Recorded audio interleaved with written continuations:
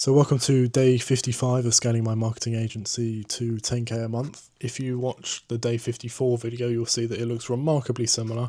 It's because I'm recording this on day 55 because it is day 55, but the day 54 video, I had to record that just now as well because it was a very busy day. If you saw the previous video, I booked 7 meetings in yesterday, so incredible stuff. Today's not been too bad either.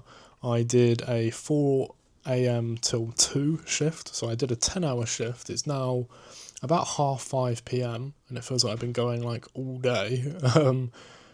Basically, I'm tired. I woke up at 3 a.m. today, got to work at 4, did my 10-hour shift. For some reason, working at Audi and doing a morning shift is like, I'm telling you, it's like time travel because time goes incredibly fast at that job, especially on the mornings, because there's loads to do, you know what you need to do, and there's just so much of it in front of you that you just have to get on with it. And before you know it, the first 4 hours until 8 go very quickly because you're trying to work towards opening. Once the store opens, you get allocated a till, you have the excess stuff to do, and then by the time you do that, have a break, and then by the time you come back from that break, you've got a few hours left, and then it's done. So yeah, there's obviously a lot more to it than that since it's 10 hours. But yeah, I did 4 till 2, and then cycled home, got home around 20 past 2. Was supposed to have a meeting at 3:30 today, but she had to cancel that, so we'll see if we can reschedule it. Hopefully can, but might have to class it as a no-show. That was one of them that I booked yesterday in the 7, so I'm not letting myself count that as not as a 6, but anyway, we'll see if we can get her rescheduled.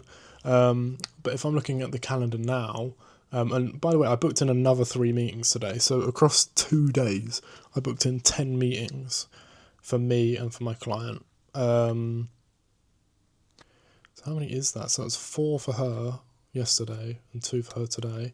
So 6 for her, 4 for me. Not bad, eh? Not bad at all.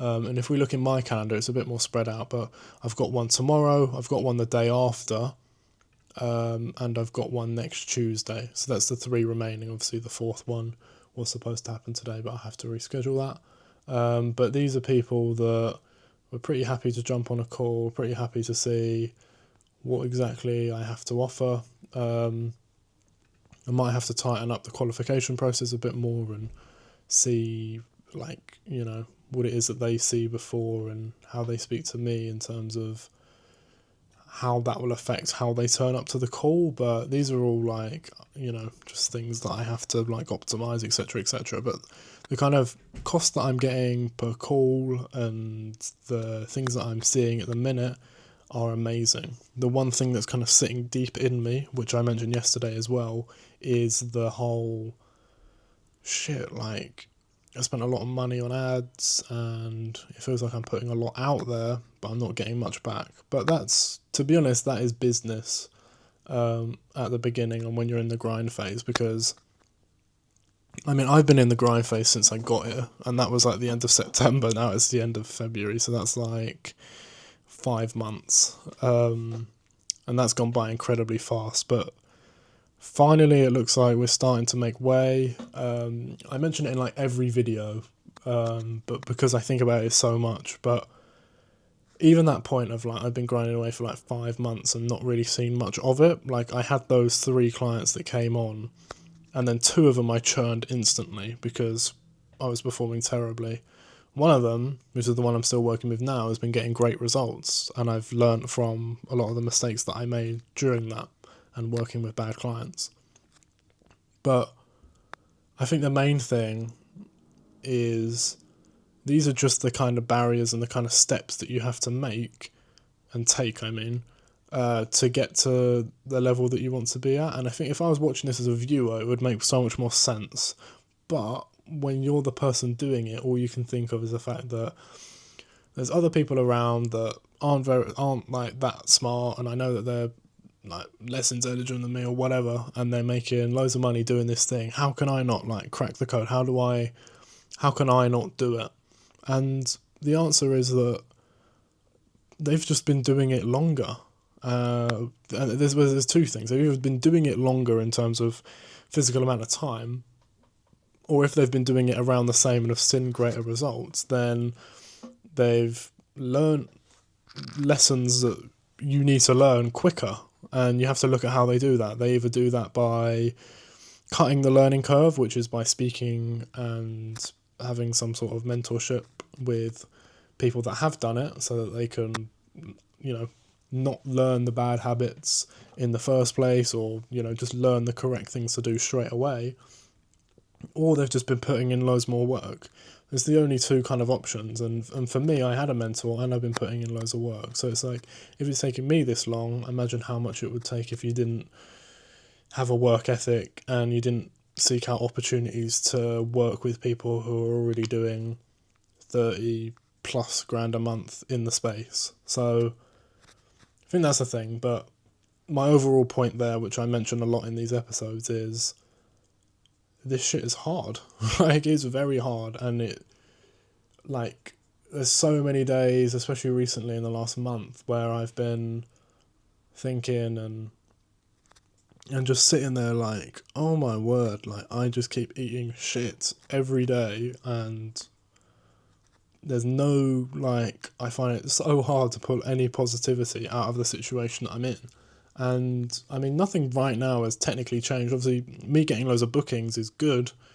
But obviously, then I need to turn those bookings into clients and money. But I think, step away from that, because obviously you could go down that rabbit hole and never be happy. Like, say, well, bookings can't make me happy, calls can't make me happy because I need the money, and then the money, that can't make me happy because I want more of it. And you have to, that's why I'm being happy about this and seeing that I'm breaking like a cycle in a way. Not falling into mental traps of turn off the ads, they're not working, or just ghost the client because you're really shit scared or whatever. No, I haven't actually thought like that, but maybe once or twice that I have thought about it with the previous two clients. But I was trying to be as professional as possible all the way through, even though it was difficult working with them, and getting the bad results as well just made it 10 times worse. But yeah, I've gone through the mud with it. I'm starting to come out. I feel like it's just got to come quick to me. It's got to come quick, surely. Not even quick, but something's coming around the corner. And I feel like in terms of my learning, and even in terms of my mentality, things are turning and things are changing direction in a really good way. And yeah, I have had difficulties with mentality around certain days. I'll just be fucking sitting there like a slob, being this is just not working, and tearing my hair out about it, and thinking after that, why did I spend that time tearing my hair out when I could have just been working and learning more, which, just to be honest, as any ambitious person would do. If you're ambitious, there's the two sides of it. It's you want to work hard towards the dream, but it also means that if you're ambitious and obsessive over it, then you're going to really care if something goes wrong, and etc. So yeah. But yeah, it's almost 6 p.m. now. I've been up since 3 a.m. So that's however many hours, and I'm doing another 4 a.m. shift tomorrow, only until 8. So just that first kind of sprint to get the store ready. But then after 8, I'm going to go to Birmingham to be with Dana because it's our anniversary this weekend. And then from there, I can work from there, do my calls, do everything that I need to do, laptop kind of lifestyle. We have our anniversary at the weekend, and then, yeah, the reason I'm able to do that and go there from Wednesday is because I don't have a shift now until Sunday. So it's great. Part-time job there is really working well. When I do 20 hours a week, and just today I did 10 hours and was still able to, I went to the post office today to go and get her present, pick it up. And I have time to sort all that out and eat some food and pack a bag for tomorrow. And it's most people after working a 10-hour shift will probably just sit on the sofa and be like, oh my word, and think, in all senses of the word, I have done enough work for today. let me just chill out, but they don't want it bad enough. They're not doing what I am.